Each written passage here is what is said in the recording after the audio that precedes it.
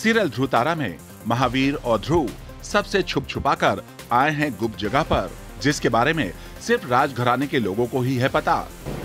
राजमहल के हर भाग में बहुत सारे रहस्य छिपे होते हैं चिकित्सक, और कुछ भाग तो स्वयं में एक रहस्य होते हैं। ये भी उन्हीं में से एक है। ये मार्ग हमें एक ऐसे गुप्त मार्ग से जोड़ेगा जो हमें सबकी निगरानी से बचाकर नवरंगमंच तक ले जाएगा। पर इस भाग के विषय में केवल राज परिवार के सदस्यों को ही जानकारी है। दरअसल दोनों यहाँ 21वीं शताब्दी में वापस जाने की कोशिश करते हैं ताकि वो महावीर की मदद कर सकें।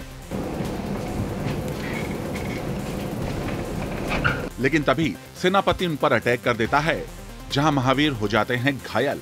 ये भी इन्हीं में से एक है। ये मार्ग हमें एक ऐसे गुप्त मार्ग से जोड़ेगा जो हमें सबकी निगरानी से बचाकर नवरंगमंच तक पहुंचाएगा। पर इसके विषय में केवल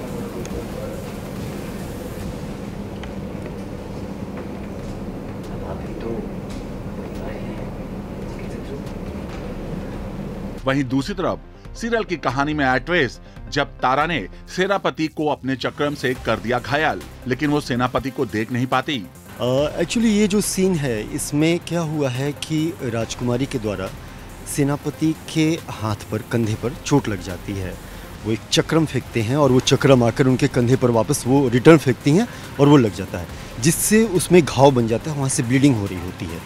और वो चक्रम जब राजकुमारी को मिलता है तो उसके ऊपर ब्लड का निशान देखकर वो समझ जाते हैं कि अच्छा, जो भी हमलावर था जिसने राजकुमार के ऊपर हमला किया है, उसके कंधे पर कहीं चोट लगी और इससे ब्लड निकला है। वैसे तो वो सेनापति को देख नहीं पाती हैं, लेकिन हाँ, उस ब्लड के भरोसे वो रहते हैं कि जिसने भी हमला किया है हम उसको ढूंढ सकते हैं कि वो राजमहल का ही कोई इंसान है और उसे ढूंढना आसान होगा।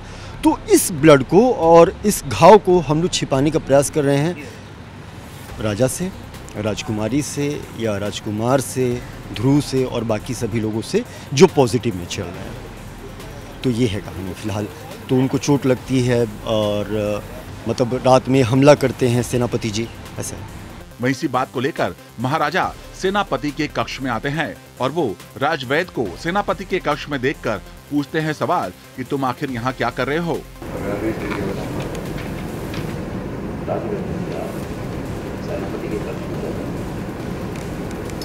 इस पर सेनापति बहाने बनाता है।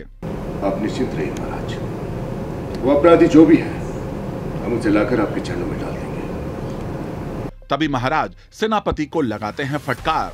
जो हुआ है वही कह रहे हैं आपको सेनापति जी। इतने वर्षों में पहली बार आपकी सूझबूझ, आपके सामर्थ्य पर हमें शंका हो रही है। युवराज पर हमला हो गया और आपको पता भी नहीं है। वो दिन भरी सभा के अंदर एक छोटी सी कन्या ने राजकुमारी तारा प्रिया के ऊपर बाण चला दिया और आप कुछ नहीं कर पाए। और आज युवराज पर हमला हुआ और आप कुछ नहीं कर पाए। केवल अपने कक्ष में बैठे आराम करते हुए चर्चा कर रहे हैं। क्षमा प्रार्थना नहीं चाहिए हमें, आपकी कर्तव्य निष्पादन चाहिए। महाराज सेनापति से कहते हैं कि जो सेनापति राज्य परिवार की सुरक्षा नहीं कर सकता, वो अपने राज्य या प्रजा की रक्षा कैसे करेगा। जो सेनापति राज परिवार की रक्षा ना कर सकेगा तो अपने राज्य, अपनी प्रजा की सुरक्षा क्या करेगा।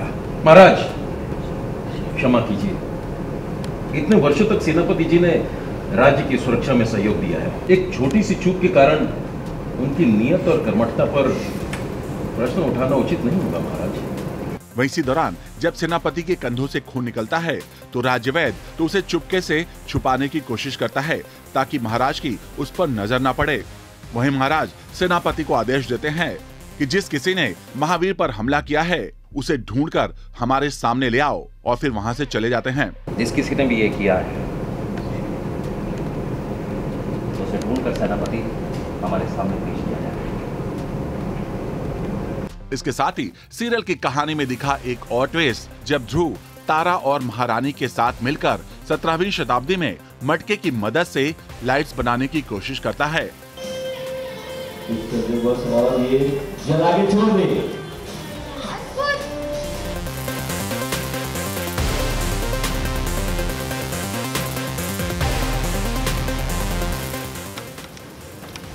सबको दिखा रही है तारा, ये देखो ऐसे टर्न करके दिखा रही है। मैं टर्न करके दिखा रहे थे यहाँ पे सबको। वो उनके फेस के आगे लाओ चक्रम और ऊपर जो देख सामने लाइट को, सब लोग खुश जो हैं। सामने इसको देखा, एक साथ तालियां मार रहे हैं, तालियां बजाइए क्या सबने। बात है।